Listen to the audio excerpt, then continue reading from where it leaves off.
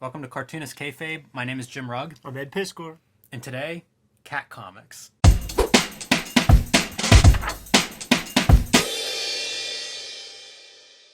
This is our most pandering video, Ed, right? Cats in the internet. I think they call it Soy Boy. Oh, no. This is Soy Boy Comics. Well, cats in comics have a long history, as probably everybody may realize. You might not realize how deep it is. I did not bring anything that was like too fringy in terms of cats. So there's a whole line of like cat person comics that we can talk about in terms of Catwoman being the top of that. Gunsmith cats being another example of that. It seems like there are a lot of these characters that fit in that mold. Mm-hmm. That's not what we're talking about today. These are cats as characters in comics, and they kind of run the gamut. So let's start with Garfield and Jim Davis. Garfield is not considered great comics by anybody I know.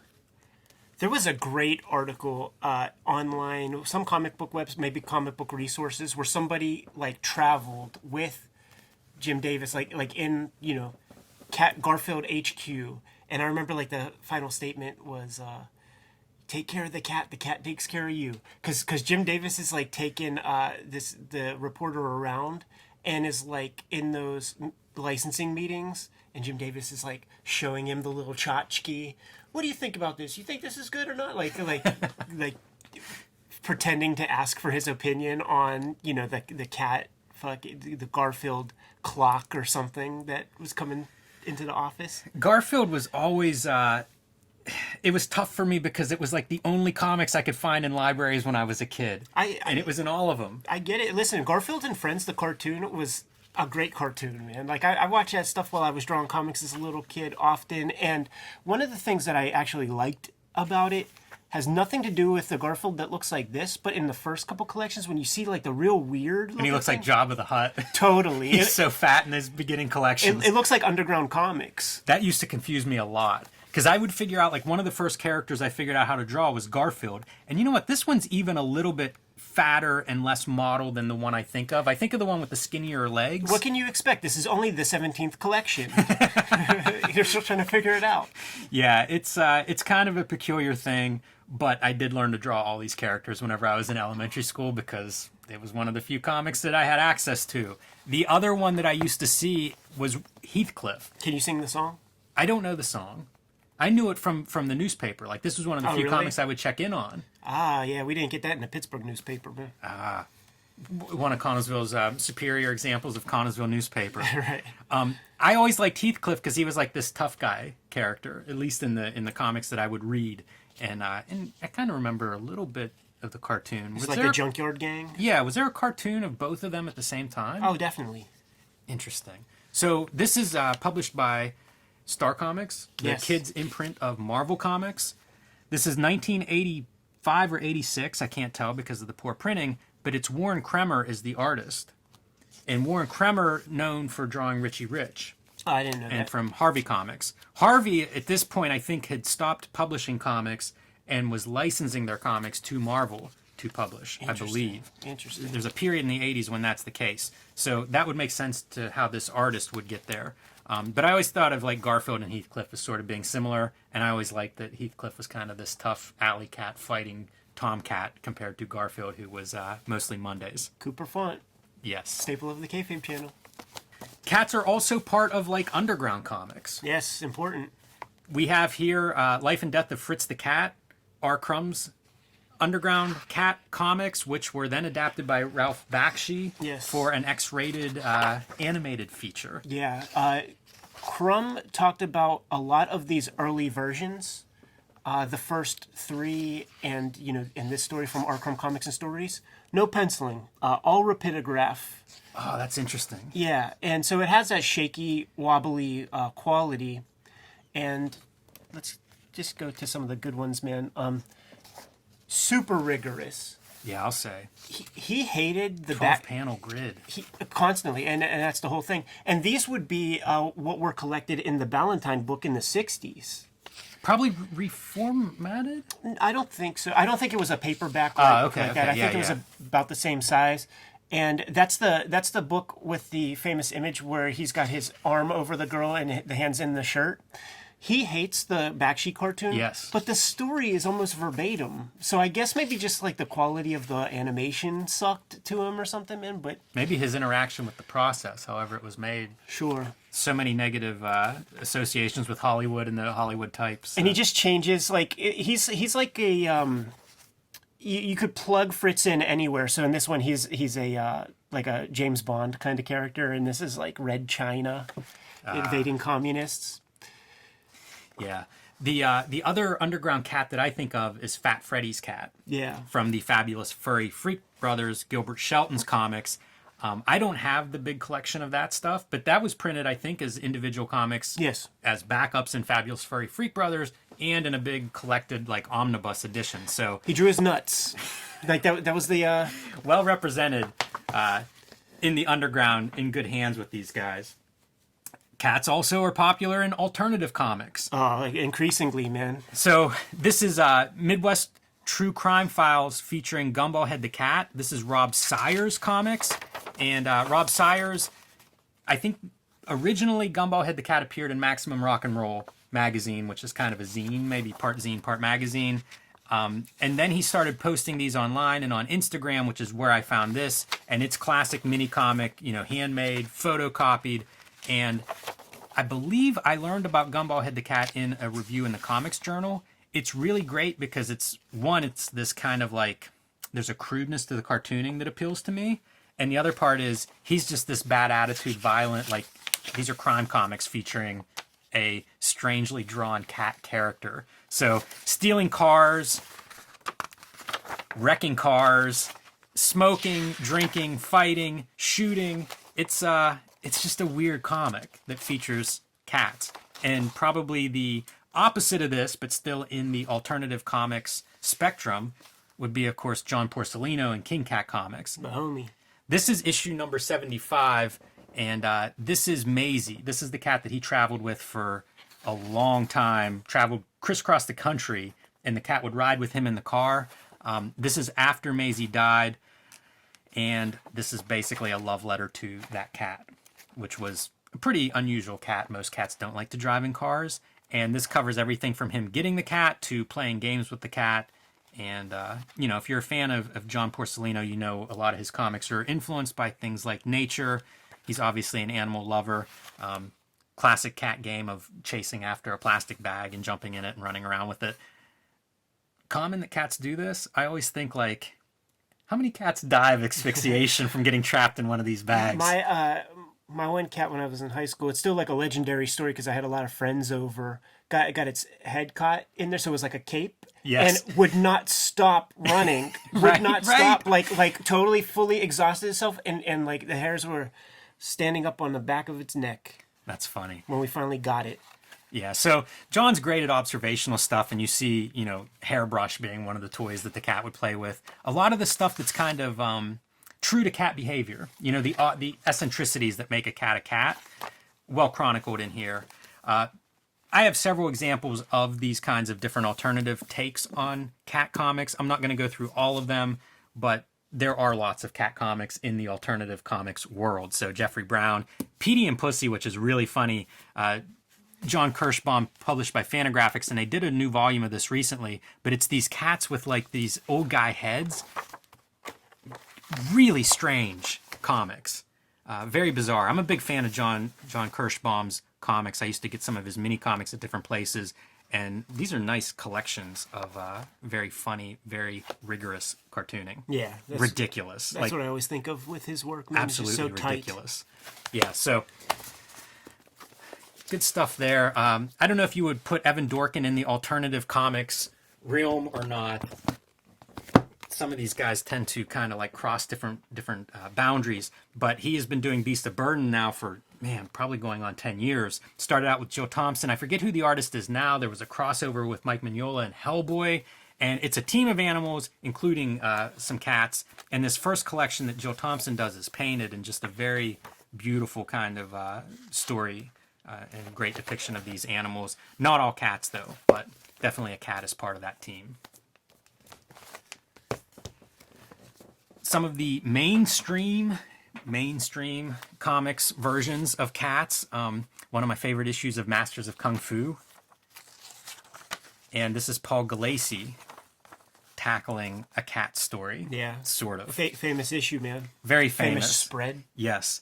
Not just a cat story per se, but definitely kind of the framing mechanism of this story. Yeah, and he's a student of Steranko, and this is like his most Steranko kind of pacing right here. Yeah, and some really cool panels, looking at like the cat eye with the reflection of Shang-Chi in the eyeball.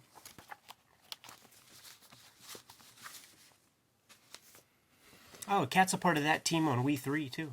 Yes. Frank Quitely's cat comic, if you will. Grant Morrison and Frank Quitely, a team of augmented pets or domestic animals that have been augmented for war. They essentially can do what they do normally, naturally, except on a much bigger scale. This is a really bizarre comic. This was, I guess, critically acclaimed whenever it came out. Girls love it, man. But, like you look at it and it's just weird. Like this is another one of these like robotic government animals, and now they're at odds with each other because it's attacked their rabbit friend. Extreme violence. And then we get into some interesting cartooning. Like you start to see some of these interesting choices by Quitely or Morrison, awesome. or both of them. Yeah, that's your cat money shot from this series. The augmented cat with the metal claws. But look at some of the panel stuff. So there's the team in action. They're being hunted by gunships. So you see like some of the animals that don't have those advantages being cut to pieces by the attacking gunships. Nice panel frame there. Look at these breakdowns of like some of the panel choices. Yeah, I love it. Very, very interesting to me. I think it's supposed to approximate the idea of like an animal's senses and stuff, like different little bits of perception. And then this just stood out to me as being, I don't know exactly what they're going for. It reminds me of, for a little bit, iTunes had like their albums would sort of flip this way, but I think maybe this is around that time. I think this is before that. So it's this cat moving, left to right through the page through time, but our panels and what he's moving through, we're seeing like this weird cross section where the cat's almost, maybe it's to simulate how fast the cat is moving. I also think it's a kitschy way to give you theater of the mind and just not show you guys getting fucking fully eviscerated and shit. Well, we do have heads being torn off. Yeah, but what's happening? Bleeding. What's happening between the gutter though? Yeah, so this is a little bit of an oddball of a series. This is one I bought off of the newsstands when it was coming out, and it was Vertigo, But that Frank Quitely team, and pretty hard to beat. One of those playing with the house's money thing. Grant Morrison made DC enough money, man, that they would indulge him in some weirdo shit. Yeah, and probably whatever you could convince Frank Quitely to draw, you say yes to. So, it should be that way. That should be the mandate. Yeah, I'm with you on that. So I guess he felt like drawing some robotic attack animals, and they said, all right. Not easy to do, man. Mad props. One more of the, the mainstream, the comic book type issues, and this is Sandman Dream Country. This is actually a reprint. It's Essential Sandman, but number 18, where we get to see a dream where, it's a cat. The whole thing is from the point of view of the cat and the cat's dream, and of course that means all the characters are cats in his world. Yes, and Dream is a cat, and the idea is that cats once ruled the earth, but then they got lazy and allowed themselves to be domesticated. But the dream is that one day we will usurp humanity and take what's ours again. It's a good story. This is like Dream Country. This is when Gaiman was taking a little bit of a break, doing like this big epics. He was doing these one and dones for 5, 6, half a year, something. Yeah, it feels like he's really kind of found his way at this point. Year and a half into Sandman at this point. So Neil Gaiman writing, Kelly Jones doing the art, and a pretty creative story. For what you're seeing on the stands at the time, this was pretty unique. Yeah. Let's see. Let's go with some European cat comics. We have talked a little bit about Squeak the Mouse in the past and Mattioli. This was a big influence on Matt Groening and Itchy and Scratchy comics. Very violent cartoon cat dynamics, something you would see in Tom and Jerry, for example. Yeah, turn it up to 11, get some boobs in there. Yes, exactly. And then you have Squeak the Mouse. And Mattioli just incredible cartoonist. I think we should do like an independent kind of show and tell where we just go through Squeak the Mouse. Yeah, Or just Mattioli's work. I'm period. down for that. If you see in this little corner, it's like a flip book of the mouse running. And one last detail that I just found in this book, Ed, this was seized by customs for obscenity. And so they released it, like, I guess it was found, not to be obscene or whatever, but it did go through whatever process. And so the U.S. government brought this book to trial on a charge of obscenity in 1985. After 2 days, it was voted not obscene, but that's what this warning is for.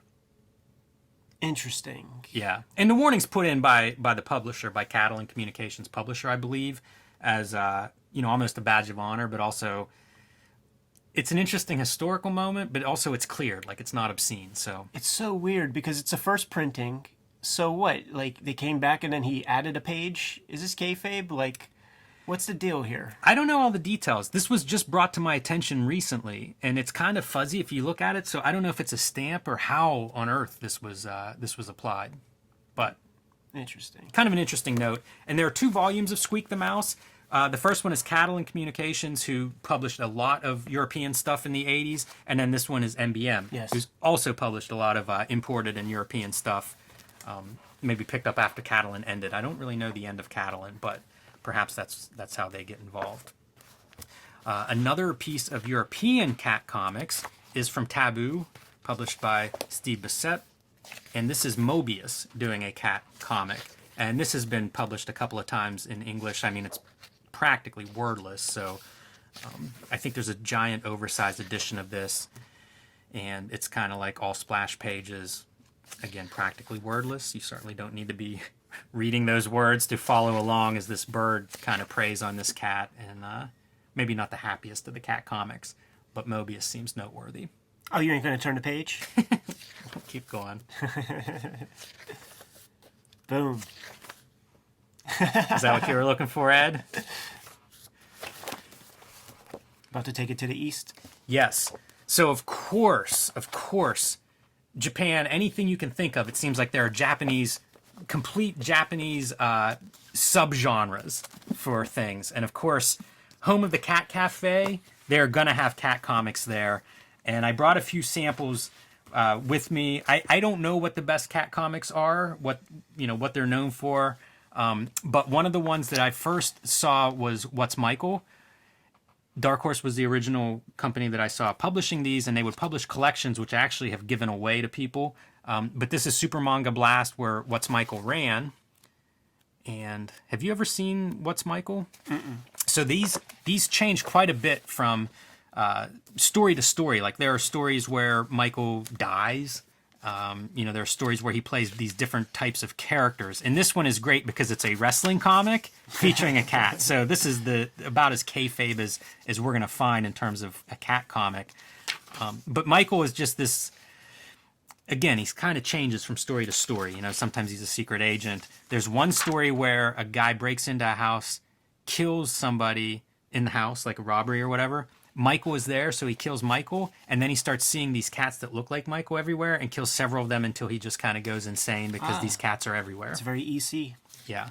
So, What's Michael? Lots of collections of this. It has sold, like any popular manga, millions of copies, and those have been around in English for quite a while because of the Dark Horse serialization. This was a manga that I just randomly picked up whenever I was in Tokyo. I was just buying stuff that caught my eye. This was a cat comic, so I thought I would give it a shot. And I enjoyed reading this in preparation for the show. We've done this with a couple of different mangas where it's like, I can't read the language, but you can easily follow along. And this is a pretty fun series. They're mostly short stories of this cat, this old lady that the cat lives with. In this story, they keep missing each other. So the cat jumps in a box, but the old lady's doing something else and doesn't notice. So the cat gets bored and goes away.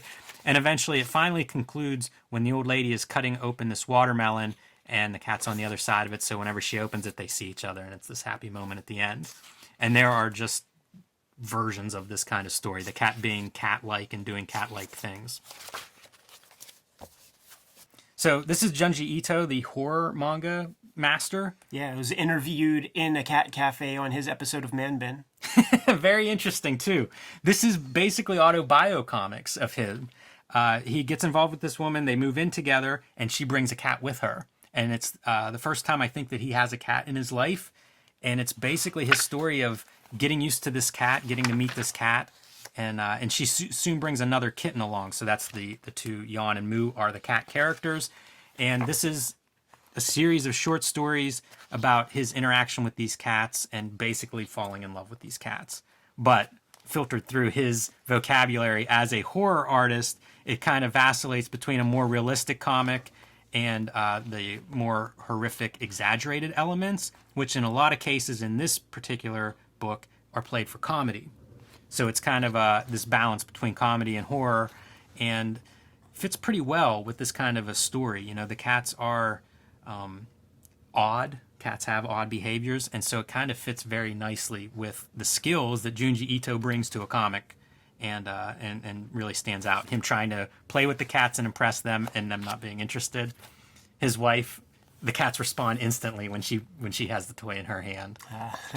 So there's a lot of that kind of thing. Just little moments, you know. He tries to bribe the cats with food at one point and to sleep with him at night, and then whenever they go to bed, after they've eaten the food that he gave them, the treats, they go over and sleep with the wife. So a lot of that kind of stuff. And there's some sad notes in here about, you know, again, based on a true story, talks about the actual, you know, the ultimate fate of the cats and stuff. And very nice comic, especially for a guy who's known for some very disturbing comics. It's his palate cleanser.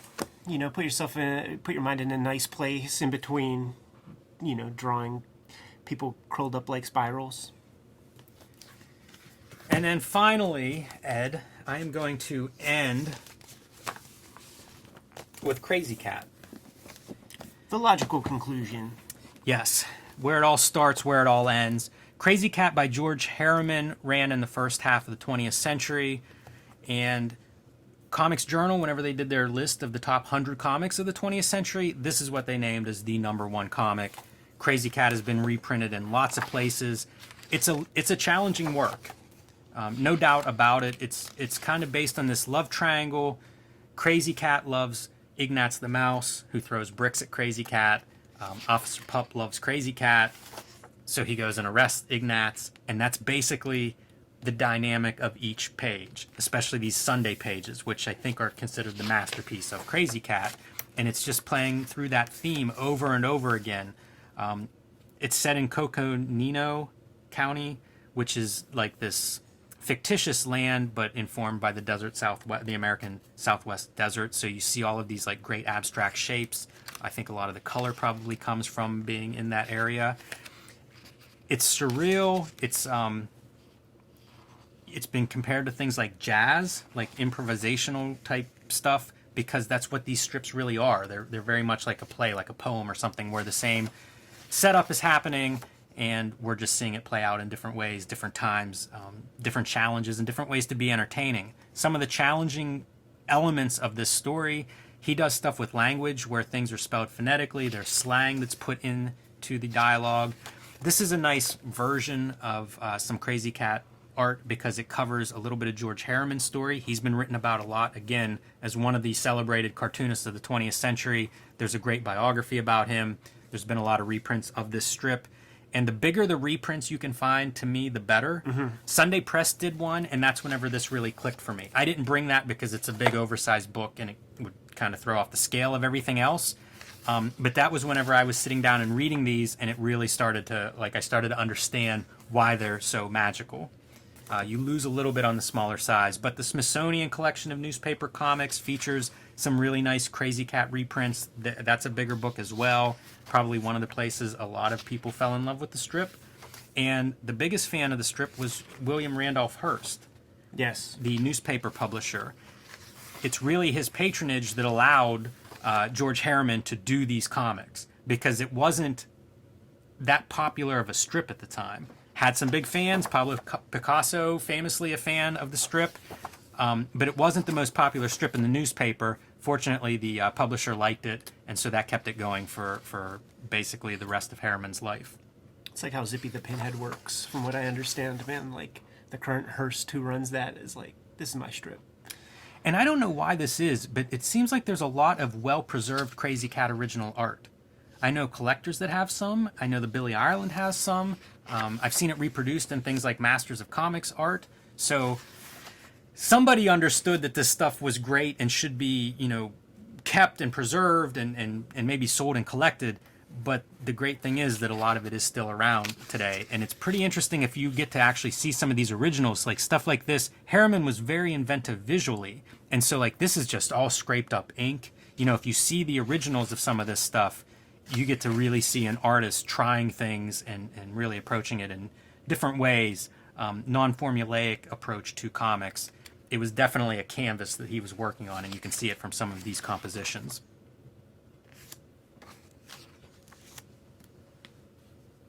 Yeah, really cool. And this book is written by Patrick O'Donnell, is one of the writers of this book. Yeah, the Mutts. creator of Mutts. Yes, exactly. That makes sense, man. I see him as a cousin to this. Yes. Yeah, and a lot of cartoonists have that quality of being, historians and fans of the media that they're working in, and so he's no exception to that. So that is my conclusion of cat comics. It's a very small survey of what's available in the cat genre across the history of comics. And I'm curious, the people that are watching this at home, if you have recommendations for cat comics, please post them in the comments below. This will kind of be maybe our resource for cat comics. The big one that I forgot to bring, Ed, is Matsumoto did Cats of the Louvre that was recently published in English. I think last year it came out. One of my favorite cartoonists, and of course it's very beautiful. But I know there's lots more cat comics out there, so please post those in the comments below. Sounds good, man. Should we bounce? Let's do it. All right, Kayfabers, like, subscribe, and follow the YouTube channel. Hit the bell icon. We'll let you know when the next vids are available. You can subscribe to the Cartoonist Kayfabe e-newsletter at the links below this video. You can also pick up Cartoonist Kayfabe merchandise and t-shirts at the links below this video. Jim, I have some decapitations I have to go draw, man. Give them their marching orders. Read more comics.